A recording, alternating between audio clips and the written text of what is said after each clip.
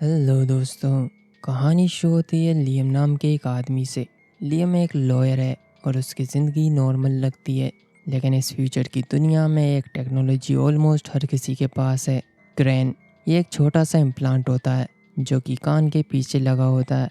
इंसान जो कुछ देखता और सुनता है, क्रेन उससे रिकॉर्ड करता है और बाद में इंसान अपनी किसी भी मेमोरी को दोबारा प्ले कर सकता है। तुम किसी भी मोमेंट को पॉज कर सकते हो, रिवाइंड कर सकते हो, जूम कर सकते हो और किसी भी कन्वर्सेशन को बार बार सुन सकते हो। मतलब अब मेमोरी सिर्फ दिमाग में नहीं है, तुम्हारी पूरी ज़िंदगी एक रिकॉर्डिंग बन चुकी है। एक दिन लियम का वर्क का रिव्यू होता है। मीटिंग ख़त्म होने के बाद लियम को लगता है कि उसकी परफॉर्मेंस उतनी अच्छी नहीं रही, लेकिन उसे एक बात डिस्टर्ब करती है। बॉस ने जो कुछ कहा था, क्या उसका मतलब वही था जो लियम समझ रहा है? इसलिए लियम अपनी ग्रैंड मेमोरी को रिप्ले करता है।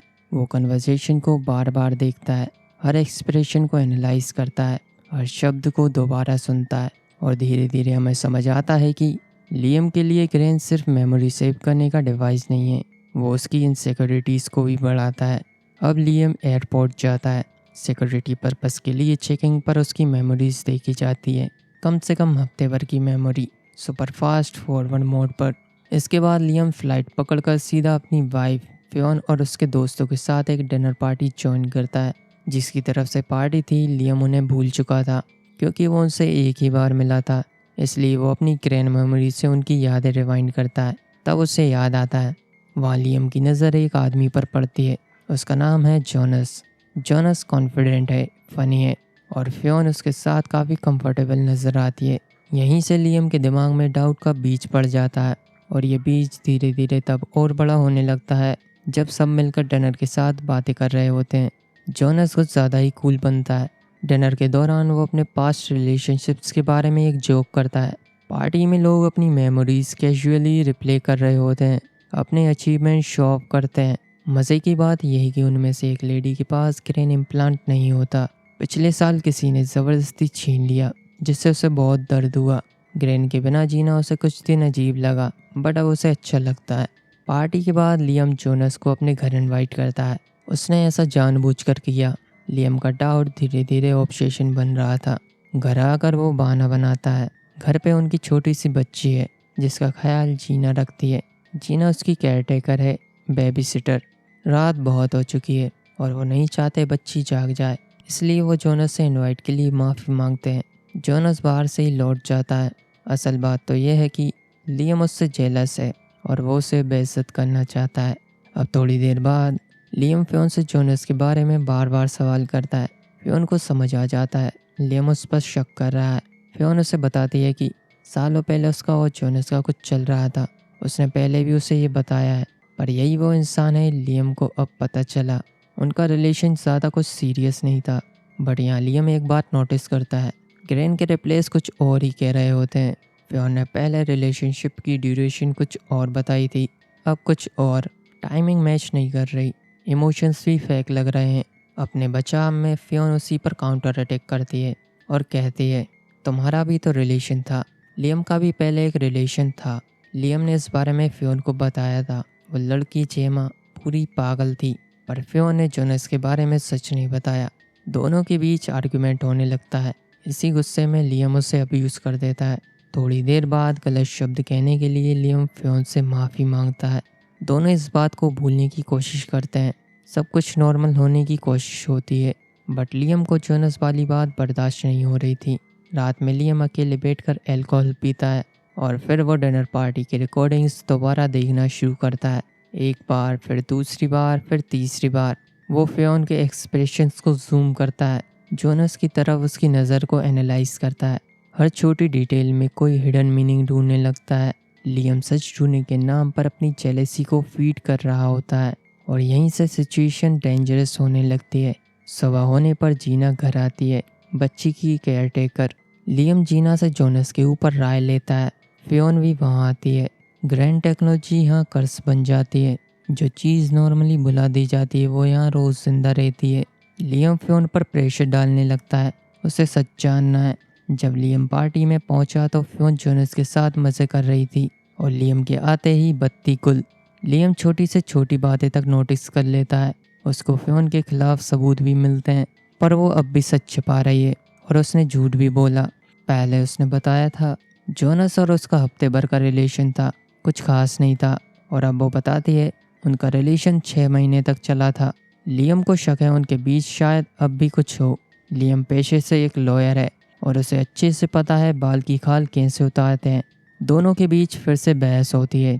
फ्योन उसकी बातों से परेशान हो चुकी थी। लियम अपनी कार में आता है। वो ज़्यादा पी चुका था। कार का इंटेलिजेंस सिस्टम उसे वार्न करता है वो अभी ड्राइव करने की हालत में बिल्कुल भी नहीं है। इस हालत में वो डायरेक्टली जोनस के घर पहुंच जाता है। घर तो काफ़ी आलीशान होता है। लियम उसके घर में घुसकर उसके साथ बदतमीजी करता है। जोनस समझ चुका था कि उनका झगड़ा हुआ है। जोनस के साथ वहाँ वो लड़की भी होती है जिसके पास ग्रेन इम्प्लांट नहीं होता। ये दोनों यहाँ मज़े कर रहे होते हैं। जोनस उसे जाने के लिए कहता है लेकिन लियम नहीं चाहता। एल्कोहल और जेलसी दोनों उसके कंट्रोल को ख़त्म कर रहे होते हैं। आर्ग्यूमेंट बढ़ता है और फाइनली लियम जोनस पर हमला कर देता है और ज़बरदस्ती जोनस के ग्रेन स्टोरेज से फ्योन से रिलेटेड उसकी सारी मेमोरीज डिलीट करा देता है। जोनस के साथ वाली लड़की पुलिस को कॉल लगा देती है। लियम जल्दी से अपनी कार में बैठकर वहाँ से निकल लेता है और फिर बीच रास्ते में उसका एक्सीडेंट हो जाता है। होश में आने पर उसका नशा अब तक उतर चुका था। लियम सेफ होता है बट उसकी कार डैमेज हो चुकी थी। वो जोनस की डिलीटेड मेमोरीज के मोमेंट्स को ऑब्जर्व करता है। अब लियम अपने घर आता है। वो फ्योन के सामने बैठा है और सवाल करता है। इतना सच बाहर आने के बाद भी फ्योन झूठ का सहारा लेती है लेकिन लियम बार बार क्वेश्चन करता है और अंत में सच सामने आ जाता है। फ्योन का जोनस के साथ अफेयर हुआ था। वो ये बात एक्सेप्ट कर लेती है और सबसे डिस्टर्बिंग बात यह है कि लियम को जोनस की डिलीटेड मेमोरीज को ऑब्जर्व करने पर पता चलता है कि 18 महीने पहले इसी रूम में जोनस और फ्योन इंटीमेट हुए थे। ये अफेयर उस वक्त हुआ था जब लियम और फ्योन के रिलेशनशिप में बहुत सीरियस प्रॉब्लम चल रही थी, जब ये दोनों कुछ दिनों के लिए अलग हो गए थे।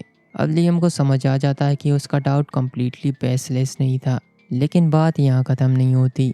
लियम को ये भी डाउट होता है कि उनकी डॉटर जूडी का बायोलॉजिकल फादर कौन है। फ्योन सिचुएशन एक्सप्लेन करने की कोशिश करती है लेकिन लियम अब सिर्फ एक्सप्लेनेशन नहीं चाहता, वो प्रूफ चाहता है।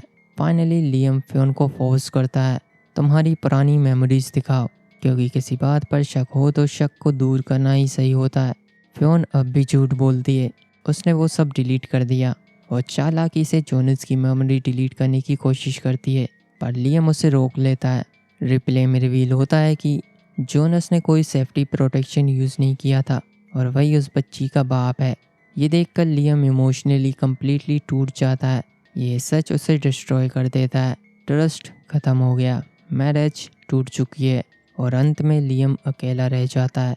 वो अपनी पुरानी हैप्पी मेमोरीज़ को बार बार देखता है जब सब कुछ नॉर्मल लगता था, पर अब वो मेमोरीज सिर्फ दर्द देती हैं। फाइनल सीन में हम देखते हैं लियम एक ब्लेड से अपना ग्रेन निकालने लगता है। खून बहता है लेकिन फिर भी वो उस चिप को निकाल फेंकता है और सीन यहीं कट होता है। The entire history of you हमें ये समझाता है कि कभी कभी सब कुछ जान लेना भी आपके लिए कर्ज बन जाता है। हर मेमोरी को प्रिजर्व करना ज़रूरी नहीं होता। शायद इसीलिए प्रकृति ने हर जन्म के बाद मेमोरी इरेज करने का नियम बनाया, ताकि हम अपने पास्ट को भूलकर अपने आप को हील कर सकें, अपने आप को जीने का एक मौका दे सके। सब कुछ जान लेना कभी कभी हमारा सुकून छीन लेता है। एक सवाल टेक्नोलॉजी पर भी है। टेक्नोलॉजी का यूज़ करने तक तो ठीक है, क्या टेक्नोलॉजी को प्रकृति के ऐसे नियमों में छेड़छाड़ करना चाहिए जो इंसान के लिए वरदान है? वरदान इसलिए क्योंकि अगर हम भी अपने पास्ट लाइफ को जान लें तो शायद हम भी अपने आप को एक्सेप्ट न कर पाएँ।